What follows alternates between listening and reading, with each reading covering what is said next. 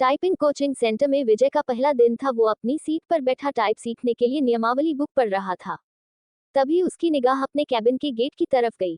कजरारे नैना वाली एक सांवली सी लड़की उसके कैबिन की तरफ आ रही थी। लड़की उसके बगल वाली सीट पर आकर बैठ गई, टाइपराइटर को ठीक किया और टाइप करने में मशगूल हो गई। विजय का मन टाइप करने में नहीं लगा। वो किसी भी हालत में उस लड़की से बातें करना चाह रहा था। वो टाइपराइटर पर कागज लगाकर बैठ गया और लड़की को देखने लगा। लड़की की उंगलियां टाइपराइटर की रिपोर्ट पर ऐसे पड़ रही थी जैसे हारमोनियम बजा रही हो। लड़की ने कहा, क्या देख रहे हो? थोड़ी देर बाद लड़की गुस्से से बोली, क्या देख रहे हो? लड़का बोला, आपको टाइप करते हुए देख रहा हूँ। लड़की बोली, यहाँ क्या करने आए हो? लड़का बोला, टाइपिंग सीखने। लड़की बोली, ऐसे टाइप सीखेगा? लड़की के स्वर में तल्खी बरकरार थी। विजय ने कहा, मेरा आज पहला दिन है, इसलिए मेरी समझ में कुछ नहीं आ रहा है। आप टाइप कर रही थी तो मैं देखने लगा कि आपकी उंगलियां कैसे पड़ती है कीबोर्ड पर। आपको टाइप करते हुए देखकर लगा कि मैं भी सीख ही जाऊंगा। यदि इसी तरह मुझे ही देखते रहे तो आपकी मनोकामना कभी पूरी नहीं होगी, लड़की ने कहा। लड़की ये कहकर फिर टाइप करने में जुट गई। विजय भी कीबोर्ड देखकर टाइप करने लगा। टाइप करने में उसका मन नहीं लग रहा था। वो बेचैन सा महसूस कर रहा था। 10 मिनट बाद ही उसने रिबन फंसा दिया। लड़की ने कहा, रिबन तो फंसेगा ही जब ध्यान कहीं और होगा। लड़की उसके टाइपराइटर को थोड़ा अपनी ओर खींचकर रिबन ठीक करने लगी। लड़की बोली, जाकर हेलो, ठीक हो गया। लड़की फिर टाइप करने में लग गई, लेकिन विजय का मन टाइप करने में नहीं लगा। वो लड़की से बात करने की ताक में ही लगा रहा। मन नहीं लग रहा है। अचानक लड़की ने उससे पूछा, क्या तुम सीख गए? नहीं, लगता है कि सीख भी नहीं पाऊंगा। विजय ने बात बढ़ाने के लिए सवाल कर दिया। लड़की ने उससे नाम पूछा, तुम्हारा नाम क्या है? लड़की ने सरिता नाम बताया। सरिता अच्छा नाम है, बहुत अच्छा नाम है, लेकिन मुझे इस नाम से नफरत है। विजय ने पूछा, क्यों? अब कोई एक कारण हो तो बताइए। कहते हुए सरिता अपनी सीट से उठी और पस कंधे पर टांगे हुए कैबिन से बाहर निकल गई। विजय उसे जाते हुए देखता रहा।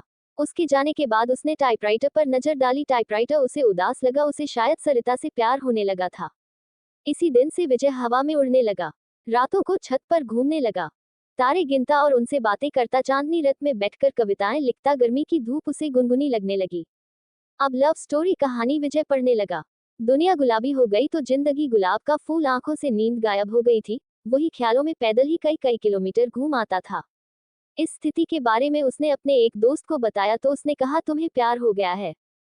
दोस्त की बात सुनकर उसे बहुत अच्छा लगा। अगले दिन विजय ने सरिता से कहा, आप पर एक कविता लिखी है, चाहता हूं कि आप इसे पढ़ें। सरिता ने कहा, यह भी खूब रही। जान ना पहचान, तू मेरा मेहमान। कितना जानते हैं आप मुझे? जो भी जानता हूं उसी के आधार पर लिखा है। सरिता उसके लिए कविता पढ़ने लगी। कविता के नीचे उसने विजय की जगह सागर लिखा था। सरिता ने उसे देखा और कागज विजय की तरफ बढ़ा दिया। विजय ने कहा, मैं चाहता हूं कि आप इसे टाइप कर दें, इसे छपने के लिए भेजना है। सरिता कुछ नहीं बोली, कागज को सामने रखकर टाइप करने लगी। विजय उसे देखता रहा। इस बात का आभास सरिता को भी था कि विजय उसे ही देख रहा है, लेकिन उसमें कोई विरोध करने की बजाय उसे पूछा, आप कवि है? हाँ, बनने की कोशिश कर रहा हूँ। कवि भगोड़े होते हैं, सरिता ने उसकी ओर देखते हुए कहा। सरिता ने फिर कहा, कवि अपने सुख के लिए कविता को लिखता है। रास्ते के समय में वो कविता के बारे में सोचता है, मगर उसके बाद वो कविता को उसके हाल पर छोड़ देता है। कविता जब संकट में होती है, कवि कविता के पक्ष में खड़ा नहीं होता। विजय ने पूछा, ये आप कैसे जानती हैं? मैं समझती हूँ कि आदमी की जिंदगी भी एक कविता है। मेरी जिंदगी भी एक कविता है। मेरी जिंदगी मुझे अच्छी नहीं लगती, इसलिए कविता भी मुझे अच्छी नहीं लगती। अरे वाह, आप तो कवि है, पूजा ने कहा। हाँ, अभी आपने जो कहा वो तो कविता है। सरिता ने कहा, नहीं, कविता नहीं, कविता का प्रलाप है, उसकी वेदना जो उस कवि के कारण उपजी है, जिसने मेरी जिंदगी की रचना की। इतना कहकर सरिता कैंपेन से बाहर चली गई और वो जो सोचता रहा कि कैसे है ये। आज उन्होंने बहुत अधिक बातें की। उनके वार्तालाप को देखकर टाइप इंस्टीट्यूट चलाने वाली मैडम ने उनके पास आकर कहा कि आजकल तो तुम काफी खुश था। बदले में सरिता भी मुस्कुराए। विजय मुस्कुराया, तो क्या मेरे प्यार की गंध से भी लग गई? सरिता अगले दिन से ही 1 सप्ताह तक टाइपिंग स्कूल नहीं आई। विजय बहुत परेशान हो गया। विजय रोज आता रहा और निराश होकर वापस घर जाता रहा। 8वें दिन सरिता के आते ही वो पूछ बैठा कि 1 सप्ताह तक कहाँ थी, आई क्यों नहीं? जिंदगी में बहुत दिक्कतें हैं। कहते हुए सरिता अपनी सीट पर बैठ गई। विजय ने सवाल किया, क्या हो गया? मेरी बहन जो बीए कर रही है, किसी लड़के के साथ चली गई। दोनों बिना शादी के ही एक साथ रह रहे हैं। ऐसा क्यों किया? उसका कहना है कि यदि वो ऐसा ना करती तो उसकी शादी ही नहीं हो पाती। हमारे घर की आर्थिक हालत, इतना कहकर सरिता चुप हो गई। विजय ने कहा, मुझे नहीं लगता कि आपकी बहन ने गलत किया है। आजकल की युवा पीढ़ी विद्रोही हो गई है, वो परंपराओं को तोड़कर सब कुछ खराब कर रहे हैं। सब समय के साथ सब ठीक हो जाएगा, सरिता ने कहा। पर माँ तो नहीं समझती। हाँ, उनके लिए समझना थोड़ा मुश्किल है, लेकिन आजकल सब चलता है। हमारा समाज बदल रहा है। बिना शादी के साथ रहना पश्चिमी परंपरा है, लेकिन अब ऐसा हमारे यहाँ भी होने लगा है।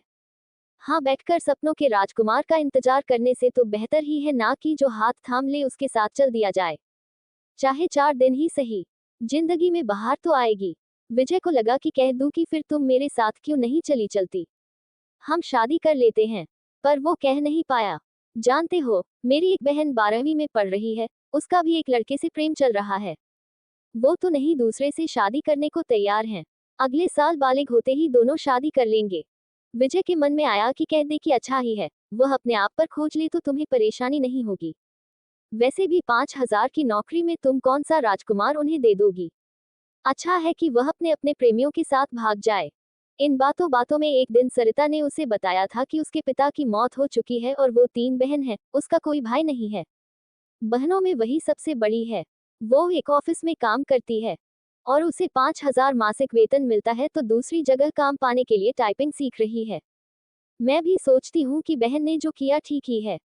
दूसरी जो करेगी वो भी अच्छा ही है। जीवन यदि संघर्ष है तो करो। प्रेमी से पति बना व्यक्ति भी तोहफा दे सकता है। जीवन नरक बन सकता है। माता पिता का खोजा राजकुमार भी यही करता है, लेकिन माँ नहीं मानती, सोचती बहुत है और तबीयत खराब कर लेती है।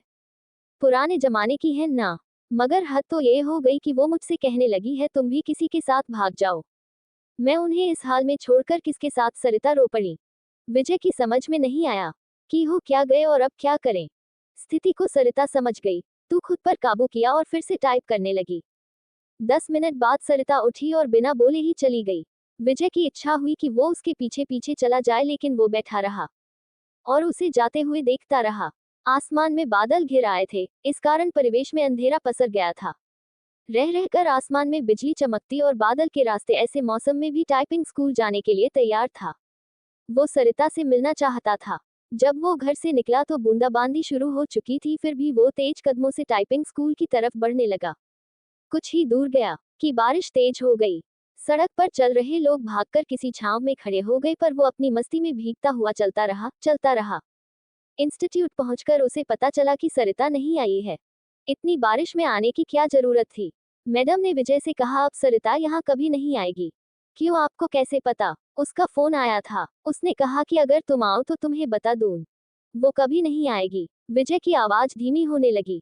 विजय टाइपिंग स्कूल से बाहर आया। बाहर मूसलाधार बारिश हो रही थी। विजय घर की तरफ चल पड़ा। उसने सोचा कि वो सरिता के घर जाएगा, लेकिन उसके पास उसका पता नहीं था। उसके घर का पता मैडम तो दे सकती है, ये सोचकर वापस लौटा, लेकिन तब तक टाइप में स्कूल बंद हो चुका था। देखते हुए घर पहुंचा, तब तक उसका शरीर बुखार से तपने लगा था। लगभग 15 दिन वह चारपाई पर पड़ा रहा। जब कुछ ठीक हुआ तो 20वें दिन टाइम पे स्कूल पहुंचा।